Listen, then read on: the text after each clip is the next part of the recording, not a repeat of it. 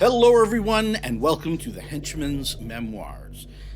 This is a campaign diary of our Dark Souls of Drakkenheim campaign. We left off, we're in session 3, and the party is within the haunted city on their first foray into the streets of Drakkenheim. They've entered the, what I'm calling the Dust District, and they battled a few delirium dregs, and then they came into this square where there was these two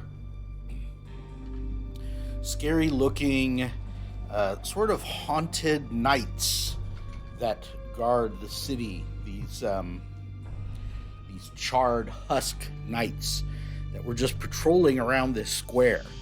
And the players managed to get close to the square without these they seemed almost like automatons or undead, the way they were just relentlessly and monotonously pacing around this little plaza, right? And they were always opposite each other. So when one was on this side of the plaza, one was over here, and our heroes were looking on, trying to decide what they were going to do. They decided to try to test the limits of the intelligence of these hollowed out knights, and thought that they could probably sneak by them because they seemed to have a pretty limited field of view with their helmets, and they were walking in this very robotic way. But Nexel, the hag-born wizard sorcerer of the group, decided that he was going to use a minor illusion to have a voice sort of behind one of them say, "Hey!" And immediately the charred husk turned around, and the other one came from the other side of the plaza, and they started searching around where the sound had come from. So the players, realizing, this isn't a railroad, this isn't an actual video game, they could just try to find another way around. And they eventually decided to do exactly that. And I guess they kind of felt like it was a little bit anticlimactic because they rolled their encounter checks or whatever else and went on their way and didn't run into any trouble. But it was fine with me because the main point of that encounter was just to introduce the charred husks. The party will have plenty more interactions with these sort of guardians of the city of different strengths and abilities. So I'll get to use those minis again. It didn't put me off at all. So Talon, the Tabaxi rogue, Thaddeus, the gnome druid, Pietor, the human drunken master monk, and Nexel, the hag-born sorcerer, found a way around, didn't have any encounters, and eventually came to the location of their quest, the old Rat's Nest Tavern. So without further incident, they reach the ruins of the Rat's Nest, which you can see here. Just has these sort of boards and support struts sticking up, looking like a skeleton, because the place was struck by a meteorite during the destruction of the city 15 years ago. They're here looking for Petra Lang, handsome Ansem Lang's sister, who is also an urban ranger, a member of the Hooded Lanterns, and has been taken captive by these ratlings that Ansem knows infest the Rat's Nest. So personally, ratlings, ratfolk, were-rats, these are some of my favorite monsters to use in any fantasy campaign. And one of the reasons is that they feature so heavily in the Warhammer setting, where they are called the Skaven. And so I've collected a whole bunch of Pathfinder pawns and minis and all these things to be ready for just this kind of encounter.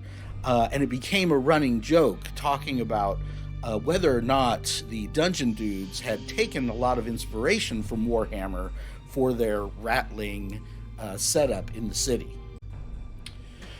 So they initially start off, this is the basement of the old Rat's Nest Tavern. And the players kind of look down in there. The tavern took a direct hit from this large meteorite, so it was completely caved in, and all the wreckage from the first couple floors were down in this basement, and there's all this mysterious mist and kind of glowing going on down there.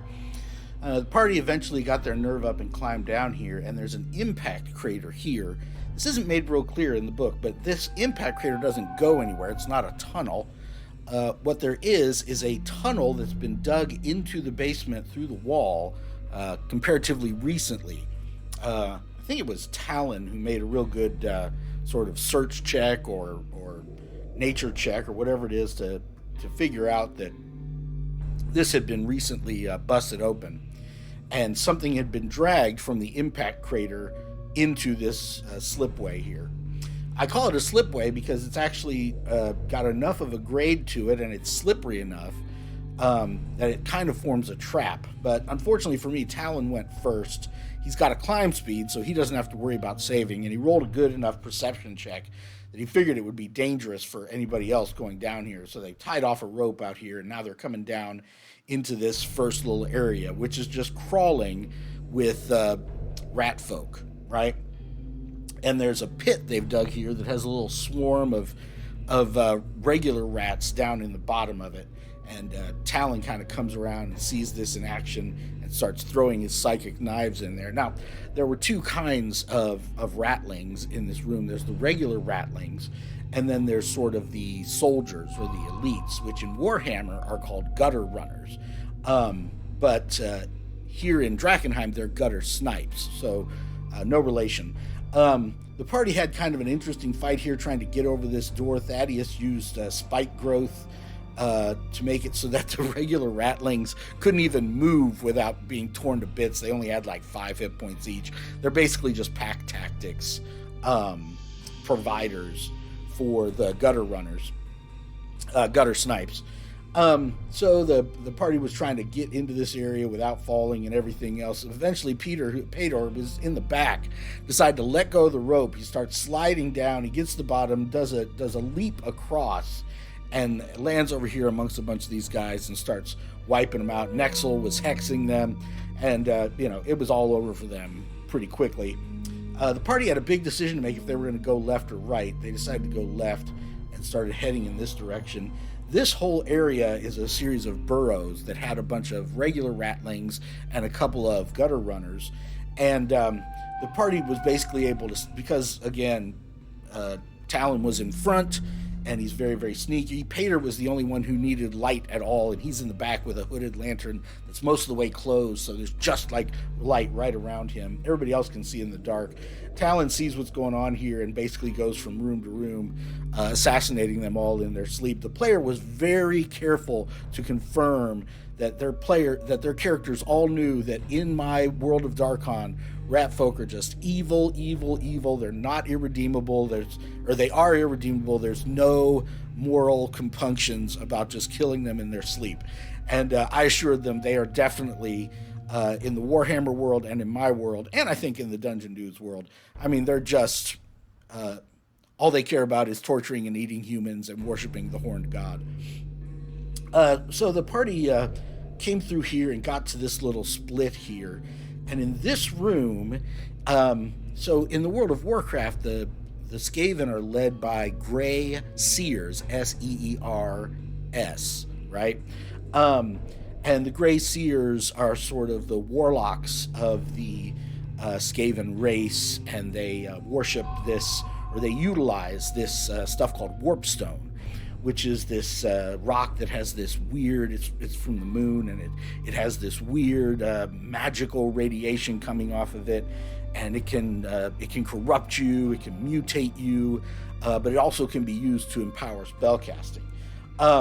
So here in the Dungeons of Drakkenheim world, she's just called a seer. She's Skitter the seer, not a gray seer. And she's got a big piece of delirium. So delirium is this magically radioactive rock that can corrupt you, can also mutate you, but it can be used to empower spellcasting. So for the rest of the campaign, you'll probably hear me switch back and forth between delirium and warpstone pretty freely, and between ratlings and Skaven, because, again, here on the Henchman's Memoirs, we don't have to worry about copyright infringement. So the party was able to sneak up on her. Talon made a couple good sneak rolls to kind of peek in and wait till her back was turned and run in and just start sneak attacking all over her. She had this filthy, degenerate rat with her that was actually her imp familiar. And the rest of the party starts coming in. Thaddeus thought this would be a good time to wild shape into like a panther, hoping to get that pounce attack.